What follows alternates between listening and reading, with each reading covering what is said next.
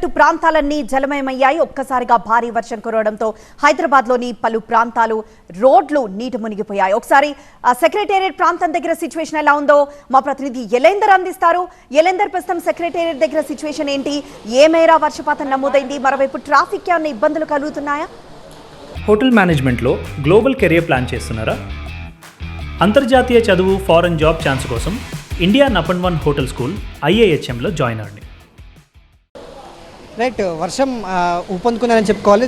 గత అరగంట సేపటి నుంచి కూడా వర్షం నగరవాసుల్ని ఇటు ప్రయాణికులను ఇబ్బంది పడుతుందని చెప్పుకోవాలి. ఒకసారి ప్రస్తుతం మనం గ్రేటర్ ప్రాంతంలో ఉన్నటువంటి ఒకసారి విజువల్స్ గమనిస్తే వర్షం చాలా మోస్తారు వర్షం అయితే కురుస్తుంది.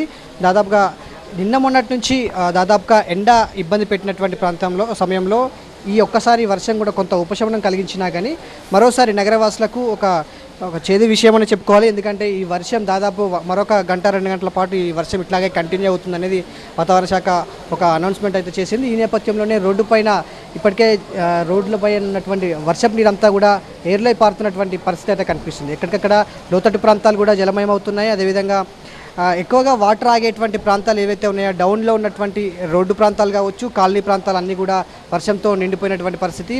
వెహికల్స్ కూడా నెమ్మదిగా మూవ్ అవుతున్నటువంటి పరిస్థితి ఇక్కడ సిటీలో కనిపిస్తుంది. ఎక్కడికక్కడ ఇటు రామంతాపూర్, అల్వాల్, తార్నాక, అప్సిగూడ, ఇటు సికింద్రాబాద్ వైపు కూడా జూబ్లీహిల్స్, బంజారాహిల్స్ ఈ ప్రాంతాలన్నింటినీ కూడా వాహనాలన్నీ కూడా నెమ్మదిగా కదులుతున్నటువంటి పరిస్థితి కనిపిస్తుంది.